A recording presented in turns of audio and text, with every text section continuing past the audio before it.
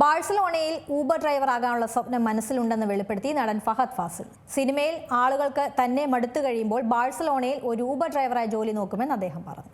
ഫഹദ് ഫാസിൽ അടുത്തിടെ വടിവേലുമായി ഒന്നിച്ചഭിനയിച്ച മാരിസൺ എന്ന ചിത്രത്തിന്റെ പ്രൊമോഷൻ തിരക്കിലാണ്. ഈ അവസരത്തിലാണ് താരത്തിനോട് ഒരു അഭിമുഖത്തിൽ റിട്ടയർമെന്റ് പ്ലാനുകളെക്കുറിച്ച് ചോദിച്ചത്. ഈ ചോദ്യത്തിന് ഫഹദ് നൽകിയ ഉത്തരമാണ് വൈറൽ.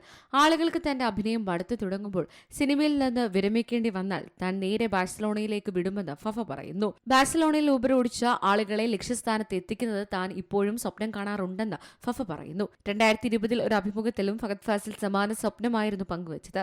ഒരു ഊബർ ഡ്രൈവർ ആകുക എന്നതിലുപരി എനിക്ക് ആസ്വദിക്കാൻ കഴിയുന്ന മറ്റൊന്നില്ല. ആളുകളെ ചുറ്റി സഞ്ചരിക്കാൻ ഞാൻ ആഗ്രഹിക്കുന്നു. തന്റെ ഭാര്യയായ നസ്രിയോട് താൻ ഈ ആഗ്രഹത്തെക്കുറിച്ച് പറയാറുണ്ടെന്ന് ഫഹദ് ഫാസിൽ പറയുന്നു. Entertainment desk, Zee Malayalam news. ഏറ്റവും പുതിയ വാർത്തകളും വിശേഷങ്ങളും വിരൽ തുമ്പിലറിയാൻ സീ മലയാളം ന്യൂസ് എല്ലാ ഡിജിറ്റൽ പ്ലാറ്റ്ഫോമുകളിലും ലഭ്യം.